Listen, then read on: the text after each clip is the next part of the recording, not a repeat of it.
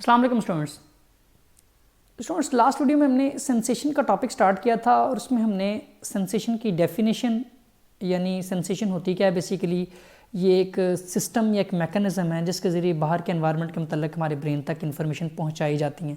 हमारे ब्रेन तक इन्फॉर्मेशन पहुंचने का जो सिस्टम है उसे हम सेंसेशन कहते हैं। ठीक है जी, यानी स्टिमुलस की एक ख़ास मकदार होती है, उसके बाद हमारा रिसेप्टर के बाद हमारी नर्व्स और नर्व से फिर ब्रेन तक। ठीक है, नर्व्स ही लेकर जाती हैं सिग्नल को ब्रेन तक। तो ये चारों ब्रेन तक सिग्नल पहुंच गया, ये सेंसेशन का प्रोसेस कंप्लीट हो गया।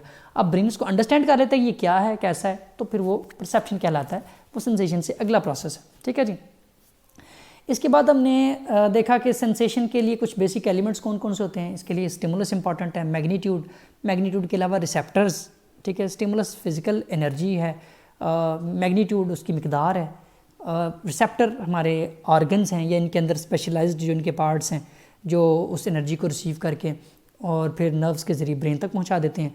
और मैग्नीट्यूड के हवाले से हमने देखा था कि एब्सोल्यूट थ्रेशोल्ड, अपर थ्रेशोल्ड और डिफरेंशियल थ्रेशोल्ड। एब्सोल्यूट थ्रेशोल्ड यानी कम से कम मकदार जो हमारे सेंस ऑर्गन्स को चाहिए काम करने के लिए, जिसका सिग्नल ब्रेन तक जा सकता है। मसलन अगर हमने बात की थी उसमें कि जैसे आवाज़ है, 20 हर्ट्ज़ से कम आवाज़ हो तो आप उसको सुन नहीं सकेंगे। इसी तरह मैं आपको एक मूवमेंट की एग्जांपल दे देता हूँ।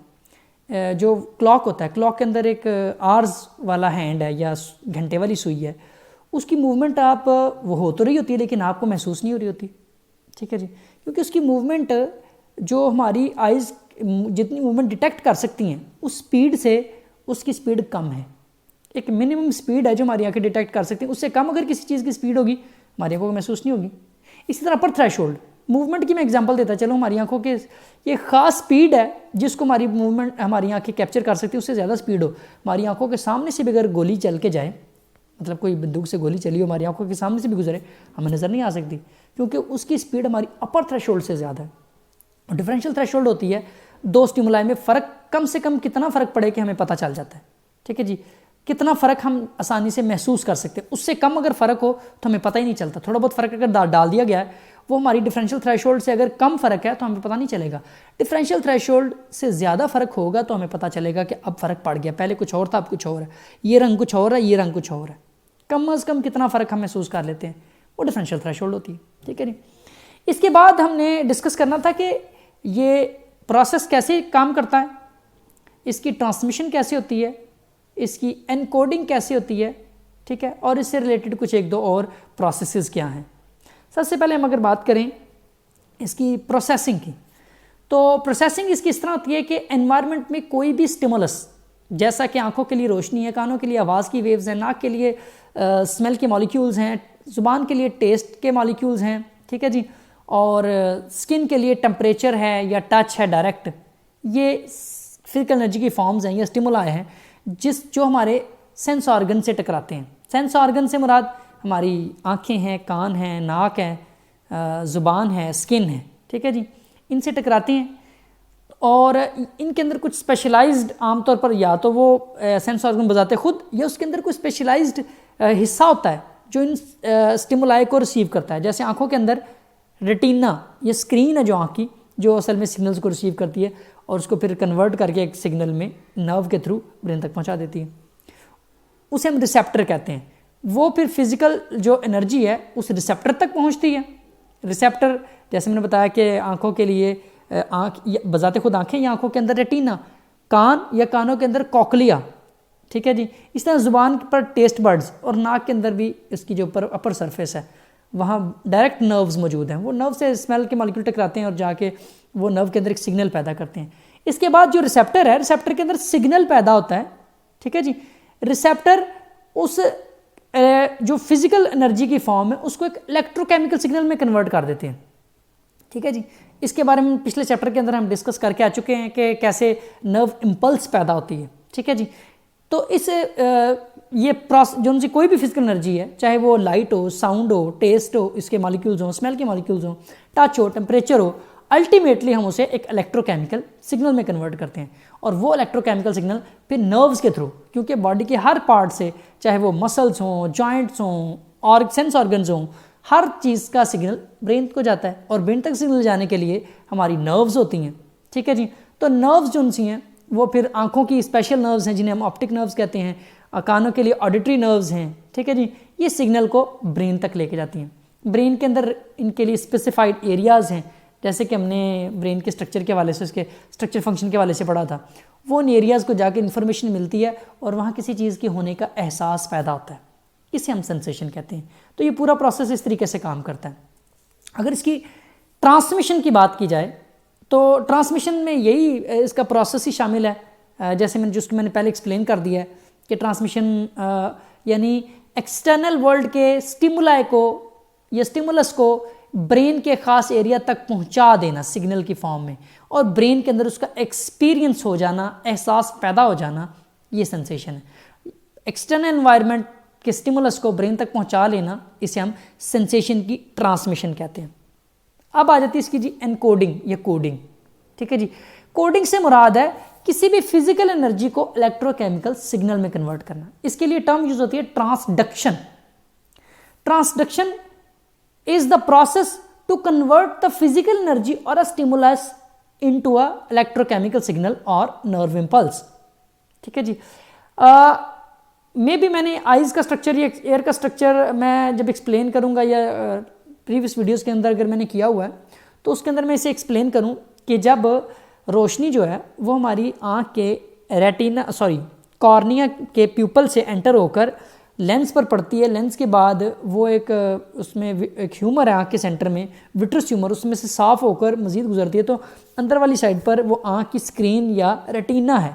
रेटिना के सेंटर में एक पॉइंट है जहाँ ज़्यादा क्लियर फ़ोटो बनती है, वहाँ जाकर फ़ोटो बनती है बाकायदा, और वहाँ दो तरह के सेल्स, रॉड्स और कोन्स मौजूद हैं, वो उसको महसूस करते हैं और आगे से वो उस रोशनी को उसके साथ उसकी बैक साइड पर नर्व मौजूद होती है, ऑप्टिक नर्व, वो रोशनी को जाकर टच करती है, वो एक उसकी शक्ल में, एक इलेक्ट्रिकल सिग्नल की शक्ल में उन नर्व्स के साथ, और वहाँ इलेक्ट्रिकल चेंजेस पैदा होती हैं, उसकी वजह से केमिकल चेंजेस पैदा होती हैं, ठीक है जी। तो इन इलेक्ट्रोकेमिकल चेंजेस की वजह से एक सिग्नल जनरेट होता है जो एक न्यूरॉन से दूसरे न्यूरॉन यानी पूरी नर्व में आखिरकार ब्रेन तक पहुँच जाता है, ठीक है जी।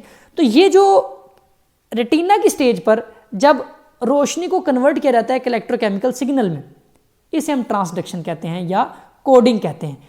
चाहे कोई भी एनर्जी हो, फिजिकल एनर्जी हो, चाहे वो रोशनी हो, आवाज़ की वेव्स भी इसी तरह कॉक्लिया में जब जाकर एक ख़ास तरह की वाइब्रेशन पैदा करती हैं, वहाँ एक फ्लूइड होता है। ये डिटेल मैं इन सेंसेशन की जब डिटेल बयान करूँगा तो वहाँ मैं ज़्यादा अच्छे तरीके से इसे एक्सप्लेन कर दूँगा। तो उस फ्लूइड के अंदर एक रिपल्स पैदा होती हैं जिसे वहाँ मौजूद ऑडिटरी नर्व जो है उसके फाइबर्स रिसीव करते हैं और वहाँ इलेक्ट्रोकेमिकल सिग्नल जनरेट हो जाता है, फिर वो ब्रेन को चला जाता है। इसी तरह नाक की जो अपर सरफेस है वहाँ डायरेक्टली मौजूद हैं नर्व फाइबर्स, ठीक है जी, नर्व्स मौजूद हैं, उनकी एंडिंग्स मौजूद हैं यानी डेंड्रॉइड्स मौजूद हैं। जब कोई भी केमिकल जो है उनसे जाकर टकराता है तो वहाँ इलेक्ट्रोकेमिकल सिग्नल पैदा होता है, उसका सिग्नल ब्रेन को चला जाता है। इस तरह टेस्ट बर्ड्स, वो भी किसी भी टेस्ट के सिग्नल जो उनसे हैं वो टेस्ट बर्ड्स के अंदर मौजूद जो नर्व्स हैं उनमें इलेक्ट्रोकेमिकल सिग्नल पैदा करती हैं। इस तरह हमारी पूरी स्किन, इसके अंदर भी नर्व फाइबर्स या डेंड्रॉइड्स मौजूद हैं जो कि टेम्परेचर को, टच को, पेन को इलेक्ट्रोकेमिकल सिग्नल में कन्वर्ट कर देते हैं, ठीक है जी, और वो फिर ब्रेन तक चला जाता है सिग्नल। इसे हम कोडिंग कहते हैं सेंसेस की, ठीक है जी, जिसे हम टेक्निकल इसके लिए टर्म ट्रांसडक्शन यूज़ करते हैं। इससे रिलेटेड एक और एक प्रोसेस है जिसे हम सेंसरी अडेप्टेशन कहते हैं। ये एक इंटरेस्टिंग प्रोसेस है जो मैं पेपर में चूँकि आ भी चुका है ये, और इंटरेस्टिंग भी इसलिए मैंने इसमें ऐड किया है। Sensory adaptation is the gradual weakening of a sensation due to the continuous exposure to a particular stimuli. अब मैं इसे एक्सप्लेन करता हूँ। किसी भी स्टिमुलस, कोई भी स्टिमुलस जब लगातार हमारे ऊपर असरअंदाज हो रहा होता है तो आहिस्ता आहिस्ता उसका एहसास जो है, उसकी जो सेंसेशन है, उसका जो ब्रेन को सिग्नल जाना होता है वो कमज़ोर होता जाता है, कम होता जाता है, ठीक है जी। एक बंदा जो 2 घंटे से किचन के अंदर हो, उसको स्मेल जो फील हो रही है, और एक जो नया नया एंटर हुआ है, अगर आपसे पूछा जाए क्या दोनों को एक जितनी स्मेल महसूस हो रही है किचन के अंदर, तो जवाब है नहीं।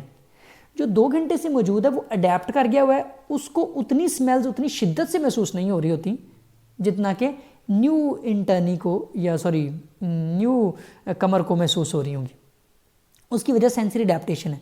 जब कोई भी स्टिमुलस हम पर लगातार असरअंदाज हो रहा होता है तो उसका एहसास, उसकी जो स्टिमुलेशन, उसका जो मैसेजिंग ब्रेन को जानी होती है वो या तो डिसअपियर हो जाती है या बहुत कमज़ोर हो जाती है। ग्रेजुअल वीकनिंग और diminishing of a sensation due to the constant exposure of a stimulus. जब कोई स्टिमुलस कॉन्टिन्यूसली असरअंदाज हो रहा होता है तो उसका एहसास आहिस्ता आहिस्ता कम होता जाता है या डिसअपियर हो जाता है। ठीक है जी, इसे हम सेंसरी अडेप्टेशन कहते हैं। क्योंकि लगातार हमारे सेंस ऑर्गन्स काम ना करते रहें, या हमारा ब्रेन एक ख़ास जो एक ऐसी चीज़ है जो शायद इतनी इंपॉर्टेंट अब नहीं है, क्योंकि अगर उसका एहसास जो रजिस्टर करना था, अगर उस पर फोकस करना है तो हमारा ब्रेन उस पर दोबारा फोकस कर लेगा। लेकिन अगर वो बिला वजह सेंसेशन लगातार आई जा रही है तो हमारी सारी वर्किंग फजूल की एनर्जी हमारी वेस्ट ना हो, तो वो आहिस्ता आहिस्ता उसका एहसास कम हो जाता है। ठीक है जी, तो इसीलिए मैंने जैसे ये किचन की एग्जांपल दी है, तो आप नए नए जब एंटर होंगे तो आपको बड़ी स्मेल्स फील होंगी, लेकिन अगर आप 1-2 घंटे वहाँ गुजार लेंगे तो फिर आपका एहसास जो है उसका बहुत कम हो जाएगा। इसे हम सेंसरी अडेप्टेशन कहते हैं।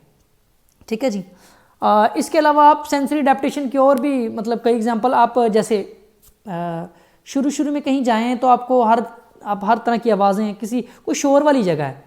ठीक है जी, मिसाल के तौर पर मैंने जब यहाँ सियालकोट आया तो पहली मरतबा मैं कमिश्नर रोड पर एक मैंने रूम लिया, तो कमिश्नर रोड इस पर सिविल हॉस्पिटल है, एम्बुलेंसेज और ट्रैफिक हर वक्त सारी रात भी इवन चलती रहती है, तो शोर बहुत महसूस होता था और नींद नहीं आती थी शोर की वजह से।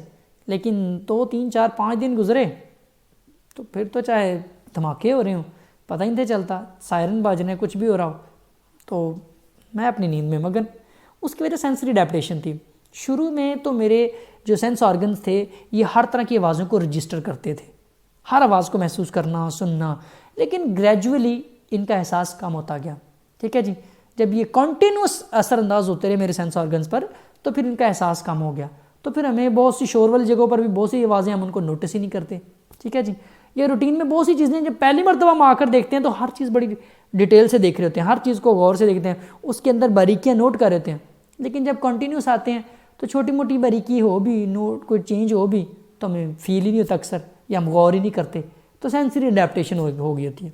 ठीक है जी, तो इसे हम कहते हैं जी सेंसरी अडेप्टेशन। ये दोनों टॉपिक, सेंसरी ट्रांसडक्शन यानी कोडिंग जो है फिजिकल स्टिमुलस इलेक्ट्रोकेमिकल सिग्नल में कैसे कन्वर्ट होता है या कन्वर्ट होने का प्रोसेस, इसको हम ट्रांसडक्शन कहते हैं, और सेंसरी अडेप्टेशन ये एक शॉर्ट क्वेश्चन के तौर पर पेपर में आ चुका है। इस हवाले से इसलिए मैंने इसको अलग से मैंने कहा कि मैं इसको डिस्कस करता चलूँ, और प्रीवियस वीडियो क्योंकि ज़रा लंबी भी होती जा रही थी इसलिए मैंने इसको इस वीडियो के अंदर कंप्लीट करना मुनासिब समझा। नेक्स्ट वीडियोस में हम जो सेंसेस हैं हमारी 5 senses, specially sense of vision, auditory sense या हेयरिंग की सेंस, स्मेल या ऑल्फैक्टरी सेंस, टेस्ट की सेंस, ठीक है जी, या और इसके अलावा टच की सेंस या टेक्टाइल सेंस, इनमें से हमारे सिलेबस में 2 सेंसेस शामिल हैं, विजुअल सेंस और ऑडिटरी सेंस, जो ज़्यादा इंपॉर्टेंट हैं या जो प्राइमरी हम जिन सोर्सेज हैं हमारी इंफॉर्मेशन के, उनको हमने डिटेल से डिस्कस करना है, जिसमें स्पेशली हम विजुअल सेंस में यानी आई का स्ट्रक्चर और फंक्शन, और ऑडिटरी सेंस में एयर का स्ट्रक्चर और फंक्शन को डिटेल से देखेंगे। ठीक है जी, ओके स्टूडेंट्स, फिलहाल के लिए इतना ही। ये टॉपिक और ज़्यादा इसकी डिटेल्स हो सकती हैं, लेकिन हमने इख्तिसार को भी मद्देनज़र रखना है कि जो हमारे सिलेबस है, ये कोर्स कंटेंट है, उसके अकॉर्डिंग मैं आपको इसकी डिटेल सिर्फ दूंगा। वैसे इसमें बहुत सी इंटरेस्टिंग डिटेल्स हैं जो आप मुझसे क्वेश्चंस में अगर पूछेंगे या इसके कमेंट्स में या व्हाट्सएप जो हमारा ग्रुप है उसके अंदर आप मज़ीद कोई किसी बात को कोई जानना चाहे तो वहाँ हम इससे ज़्यादा डिटेल से डिस्कस कर सकते हैं। फ़िलहाल के लिए इतना ही। ओके स्टूडेंट्स, थैंक यू, अल्लाह हाफ़िज़।